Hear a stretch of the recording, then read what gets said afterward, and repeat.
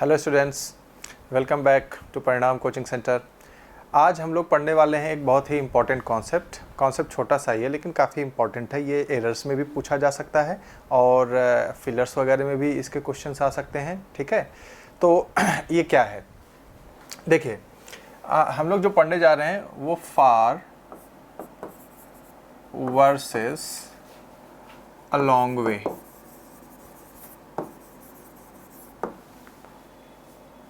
Far versus a long way, ठीक है ना। तो आइए समझते हैं कि क्या है ये। देखिए, इसमें आपको एक बहुत सिंपल सी चीज़ ये समझ लेनी है कि जो फार है, ठीक है ना, ये जो फार यहाँ पे लिखा हुआ है, ठीक है, फार का use is used in negative and interrogative. समझ गए ना। फार का जो यूज है वो नेगेटिव और इंटरोगेटिव सेंटेंसेस में किया जाता है, ठीक है। और जो अलोंग वे है, along way is used in affirmative sentences, ठीक है ना। ओके, तो आपको इस चीज पर खाली ध्यान रखना है कि जो फार है, ठीक है ना, ये कहां पर यूज होता है, नेगेटिव्स और इंट्रोगेटिव्स में। और अलोंग वे जो है ये कहां पर यूज किया जाता है, ये यूज किया जाता है अफर्मेटिव्स में, ठीक है ना।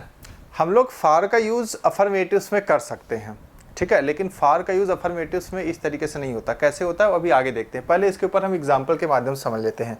जैसे कि मान लीजिए अगर एक सेंटेंस आ जाए कि my office is far from here, far from here, my office is far from here. बहुत सिंपल सा सेंटेंस है। तो हमें क्या करना है, दिखने में सेंटेंस हमको क्या लग रहा है, एकदम सही लग रहा है, लेकिन हमें क्या करना है, हमें जस्ट ये देखना है कि ये सेंटेंस अफर्मेटिव है या फिर नेगेटिव है। अगर ये अफर्मेटिव सेंटेंस है तो फार का प्रयोग हम यहाँ पर नहीं कर सकते हैं, तो ये सेंटेंस आपका क्या हो जाएगा, रॉन्ग हो जाएगा। तो सही वर्ड क्या होना चाहिए, सही सेंटेंस क्या होना चाहिए था, my office is a long way from here. ये हो जाएगा आपका करेक्ट सेंटेंस, ठीक है ना। ठीक है, जैसे अगला एग्जांपल लेते हैं। अगर मैं ये कहूँ क्या कि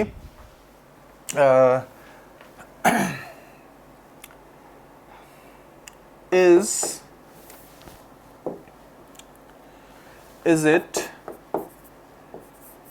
it a long way, is it a long way from your home, is it a long way from your home. क्या है, तुम्हारे घर से काफ़ी दूर है।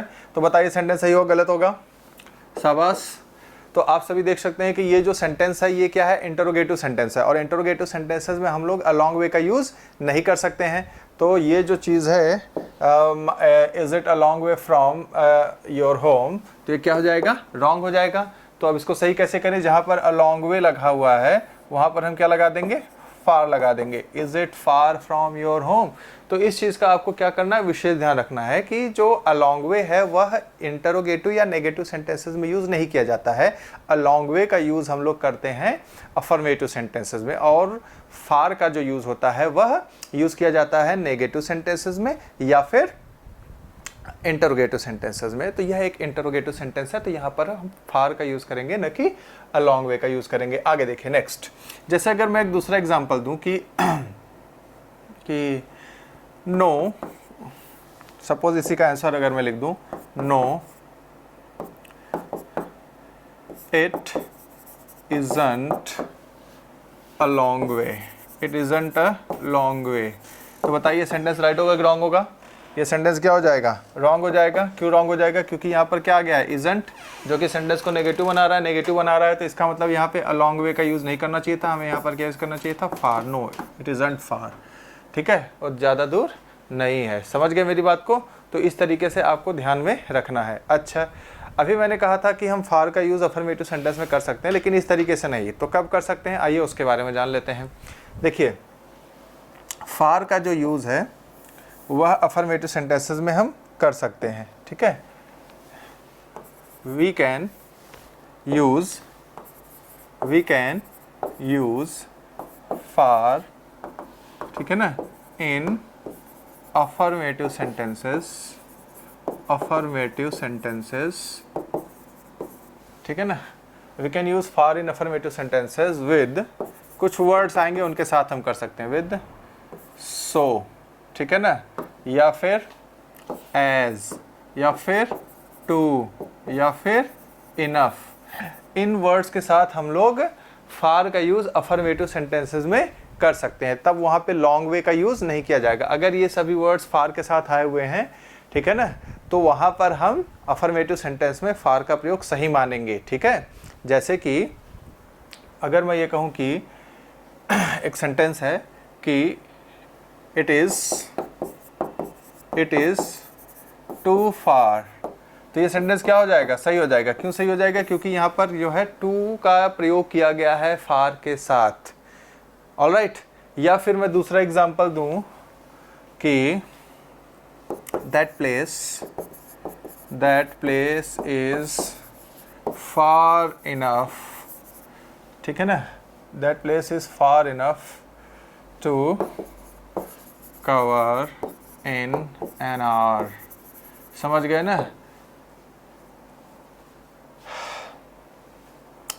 तो इस तरीके से आप सभी देख सकते हैं कि यहाँ पे ये सेंटेंस क्या होगा, ये सही होगा, गलत नहीं होगा। क्यों नहीं होगा, क्योंकि यहाँ पे फार के साथ हमने क्या यूज़ किया है, इनफ का यूज़ किया है, ठीक है, okay.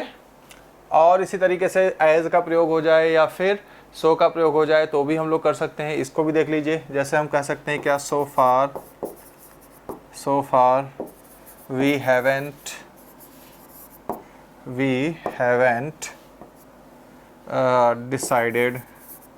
Haven't decided anything.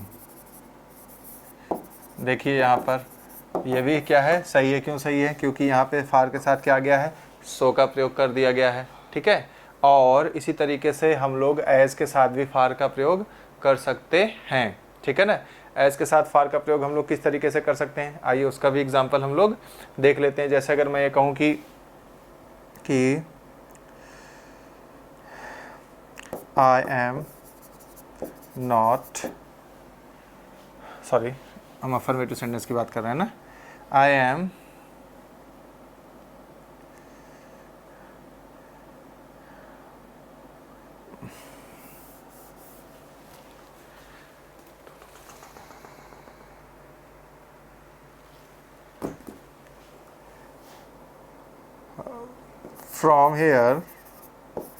from here you can see as far as the ocean, ठीक है।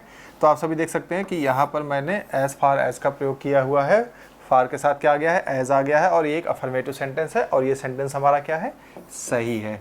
तो इस तरीके से हम लोग जो है फार का प्रयोग करते हैं अफर्मेटिव सेंटेंसेस में। इसके अलावा अफर्मेटिव सेंटेंसेस में हम लोग फार का प्रयोग कंपैरेटिव डिग्री और सुपरलेटिव डिग्री के साथ भी कर सकते हैं, ठीक है। वहाँ पे किस तरीके से कर सकते हैं, आइए वो भी देख लीजिए। देखिए, फार इज, ठीक है ना, far is used in comparative degree,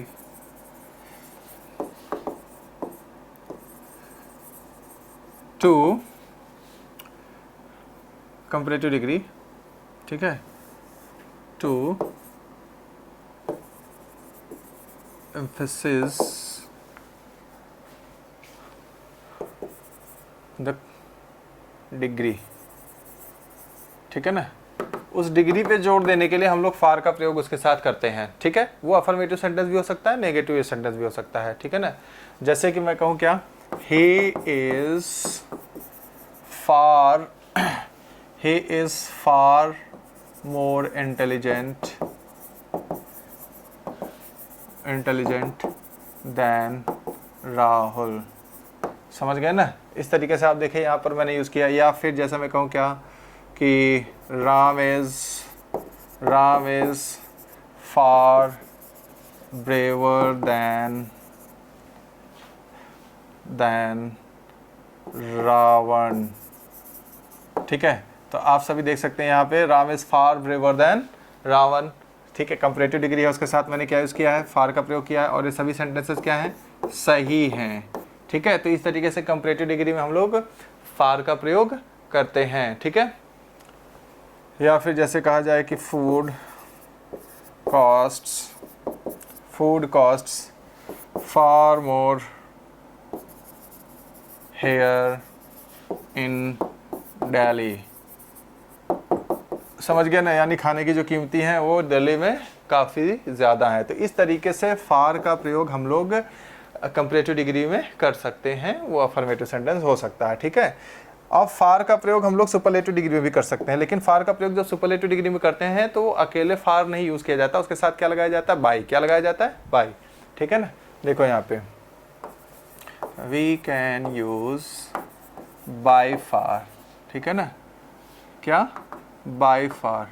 ठीक है, with superlatives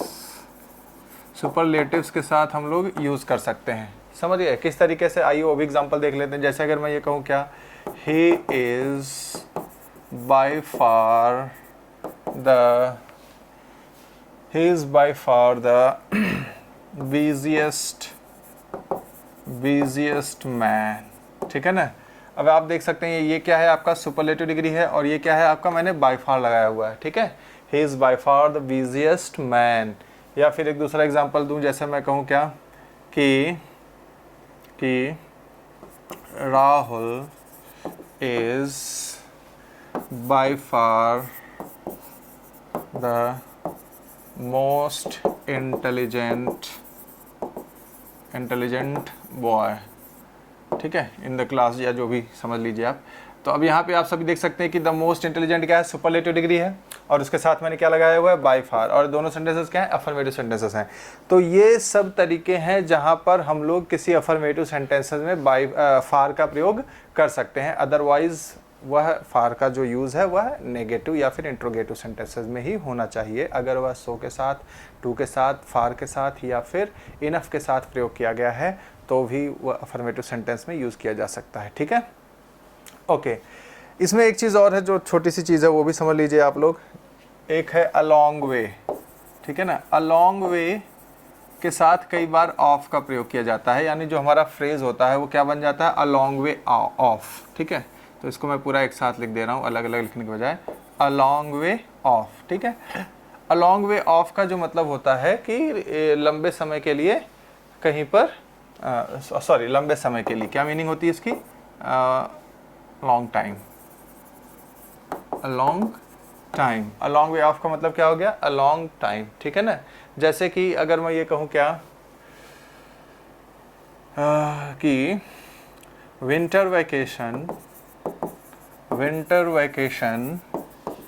is a long way of. ठीक है ना, winter vacation is a long way of. तो आप सभी देख सकते हैं कि यहाँ पे अ लॉन्ग वे आया हुआ है और उसके साथ क्या आ गया है, ऑफ आ गया है। तो winter vacation is a long way of का मतलब क्या हो गया कि अभी उसको आने में काफ़ी टाइम है। समझ गए ना, राइट। तो इस तरीके से आप जो है अलॉन्ग वे के साथ ऑफ का प्रयोग कर सकते हैं, तो उसका मतलब हो जाएगा कि लंबे समय या काफ़ी समय है अभी उस चीज़ को होने में। तो ये था हमारा आज का कॉन्सेप्ट, जिसमें हमने डिस्कस किया कि अलॉन्ग वे और फार का यूज़ किस तरीके से एग्जाम्पल्स में किया जाता है और किस तरीके से उसमें एरर आ सकता है। ठीक है, थैंक यू वेरी मच।